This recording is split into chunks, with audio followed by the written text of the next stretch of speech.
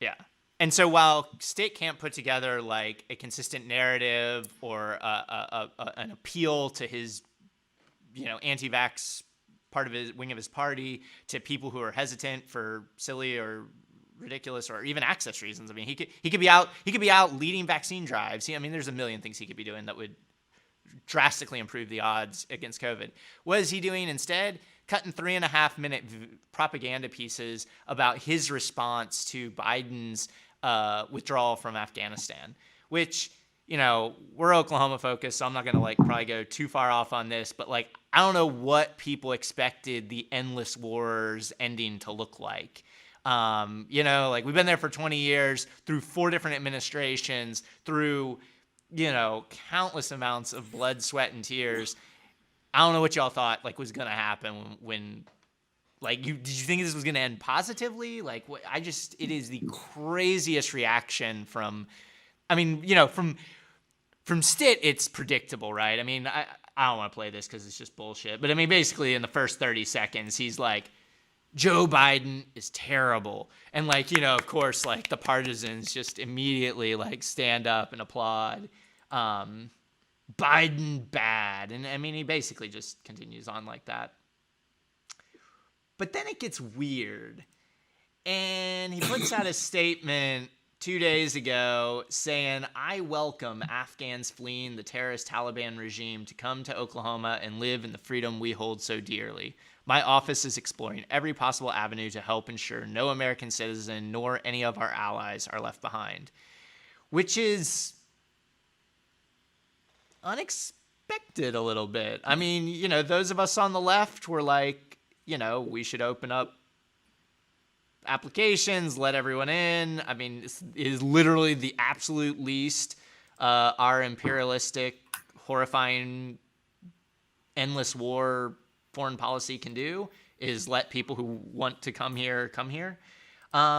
Stitt and Lankford both say this. 2 prominent Republicans on Wednesday said the state should welcome refugees, which was something we had kind of been opposed to in the past. But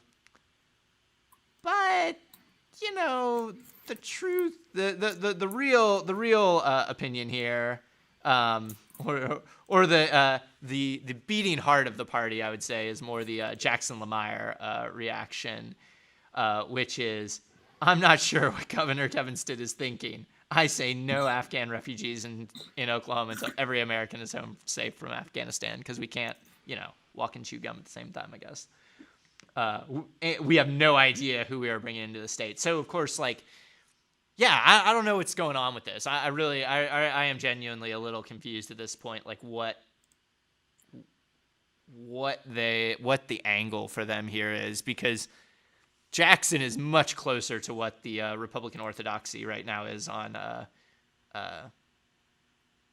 Okay, a couple of things. Number one, I'm gonna, if you're listening and you want to get in on this, at Oklahoma Progress Now on Twitter, and give me your guesstimation for when Lankford or Stitt, in some way, form, or fashion, flips on this. Yeah. I'm going 4 weeks.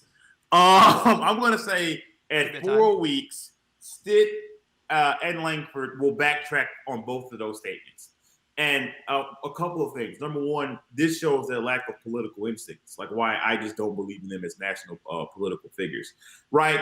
Old school, George W. Bush, who started this particular endless war, orthodoxy would say, those people are going to be.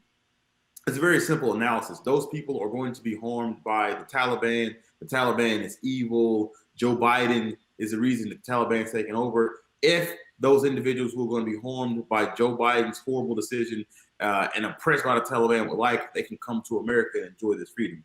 That would have been the Republican talking point in 2004, right? In 2021, it's not going to be, because it is full stop.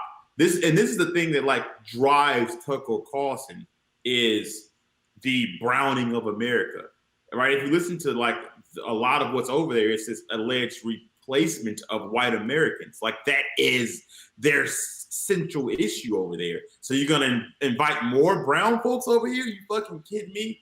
I would have said 3 weeks, but Rush Limbaugh's dead. Because if you think today, Rush Limbaugh would have hopped online and said some vile, racist, ugly, hateful shit, and he would have like switched the party. So it's only going to be a matter of time before Tucker Carlson, who sets the agenda in that way, and again, an animating principle, perhaps the most animating principle of that side, is that there is some alleged replacing of white folks going on and the browning of America. And that's why they're letting all of these migrants in and the caravans and all of that. So this will change, and they will either backtrack on it or just hopefully in their eyes, like let it blow over. But they are misreading the racist room that they're in by issuing these statements. Yeah, no, I agree. I don't think Lemire, I think he has his hand on the pulse on this particular issue. I don't think it'll be enough to get him over the top. He won't have the funding and all that shit. But I think he's more in tune with the party in this regard than they are. Because, again, the key animating principle of the party is not conservatism. It isn't small government. It isn't libertarianism. It's racism. And so, like, he understands that. He just doesn't have any other types of political prowess to put him over. But he at least understands that. And they're going to either hope they don't have to address this or backtrack this within, I think, 4 weeks. That is a good explanation. The other one I like is it'll be interesting to see if he follows through. Like that was my very initial take, was like, this is just an empty promise. Like just say like, oh yeah, we want refugees and we're gonna start the process and we're gonna look at this, and then just do nothing. Fortunately, we have really good refugee resettlement knowledge and resources in Oklahoma City. So, I mean, there are going to be people who aggressively, I think, work on this and know how to navigate the process and get people through. I mean, obviously, we resettled tons of people after the Vietnam War. So it's not something that, like, Oklahoma City, is totally absent from our, our ability or our knowledge of this. But, yeah, it will be interesting to see because Jackson, he also tweeted about it too. Like he tried to weave together the southern border, Central America, Afghanistan, like all together. This like an hour ago, so he definitely is finger on the pulse with that one.